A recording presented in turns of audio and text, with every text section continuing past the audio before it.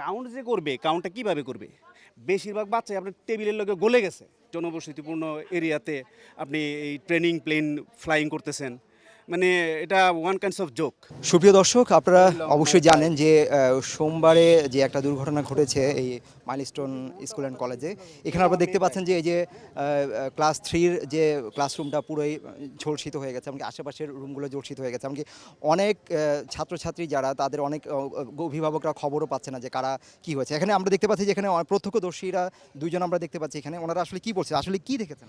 আমার একটা ছেলে পড়ে প্রথম শ্রেণীতে, ওইটা হচ্ছে ওই ক্যাম্পাসে, আর মেয়েটা পড়ে ঠিক এই বিল্ডিংয়েই, এই বিল্ডিংয়ে ক্লাস 5-এ পড়ে। ওর সেকশন হচ্ছে রোজ, আর ওর আইডি হচ্ছে, আপনি ক্লোজে দেখাইতে পারেন, ওর আইডি হচ্ছে 2526।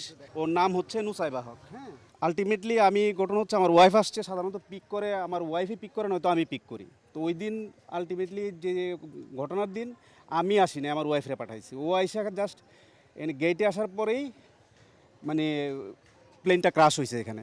সাথে সাথে আমাকে ফোন দিছে, আমার অফিস হলো 13-তে, আমি অটো দিয়া সাথে সাথে আসছি, আইসা দৌড়িয়ে আসছি, আইসা ওই মুহূর্তে বার্ন করতেছে এখানে, যেহেতু জেট ফুয়েল বার্ন করতেছে।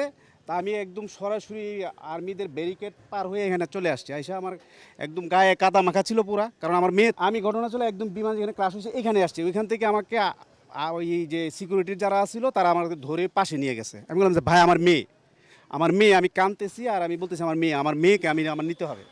তখন ওরা ধরে রাখছে যে আসলে ওই মুহূর্তে ওই সিচুয়েশনটা এরকম ছিল না, যে ওইখানে তখন ফায়ার সার্ভিসও আপনার পানি দিচ্ছে। তা আলটিমেটলি আমি ওইখানে দাঁড়ায় রয়েছি, কিন্তু আমি পাই নাই। কিন্তু আমার মেয়েকে পরে ওরা বের করছে, কারণ ওরা 3 মিনিট দেরি হয়েছে বের হইতে। দেরি হয়েছে দেখে আমার মেয়ে ওখানে ব্যাগ গুছাচ্ছিল, এই জন্য আমার মেয়ের ব্যাগ আজকে নিতে আসছি ব্যাগ। তখন আমি 1.5 ঘন্টার মতো প্রায় আমি দিক বিদিক ঘোরাফেরা করছি, আমার ওয়াইফ ওই দিক দিয়ে, আমি ওই দিক, দুজনে একসাথে, মানে কমপ্লিট বিচ্ছিন্ন, বাট বাচ্চা খুঁজতেছি। তা আলটিমেটলি দেন আমার শ্যালক আইসা বলতেছে ও ক্যান্টিনে বসা কান্নাকাটি করতেছে, মানে ট্রমাটাইজ হয়েছে, কান্নাকাটি করতেছে, কারণ তার সামনে এই ছোটো ছোটো বাচ্চারা, ওই যে চামড়া ঝলসে গেছে, খুলে গেছে, ছোটো বাচ্চা তো, ও ট্রমাটাইজ হয়ে গেছে।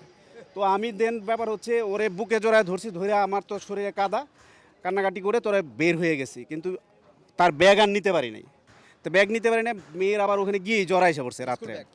স্কুল ব্যাগ তো আমি পরে এসে নিতে পারি না, যেহেতু এখানে একটা অকারেন্স ঘটছে, নিতে পারি নাই। দেখা গেলো পরবর্তীতে বাচ্চার জ্বর এসে পড়ছে ওই যে সিনগুলো দেখে, ঘুমাইতে পারে না। তা আপনি এখানে এই জনবসতিপূর্ণ এরিয়াতে আপনি এই ট্রেনিং প্লেন ফ্লাইং করতেছেন, মানে এটা ওয়ান কাইন্ডস অফ জোক। তখন এই বাচ্চাগুলো তো আপনার ব্যাপার হচ্ছে হইতে পারতো, অনেক বিশাল কিছু হইতে পারতো, রাষ্ট্রের সম্পদ হইতে পারতো। কাউন্ট যে করবে কাউন্টটা কিভাবে করবে? বেশিরভাগ বাচ্চাই আপনার টেবিলের লগে গলে গেছে। আর এত ছোটো ছোটো বাচ্চারা আপনি মানে মানে ওজন করলে আপনি কতটুকু পাইবেন? এই যে আমার বাচ্চার 25-26 প্রত্যেকটা বাচ্চার আইডি আছে, প্রত্যেকটা অভিভাবকের নাম্বার আছে, ওখানে মার নাম্বার আছে, বাবার নাম্বার আছে, ইভেন কি ইমার্জেন্সি কন্ট্যাক্টের একটা নাম্বার থাকে, একটা স্টুডেন্টের পিছনে 3টা নাম্বার থাকে। তো তারা তো এখানে যোগাযোগ করবেই। তখন স্কুল কর্তৃপক্ষ একমাত্র বলতে পারবে কতজন মিসিং। যতজন মিসিং হয়েছে তারাই ডেড।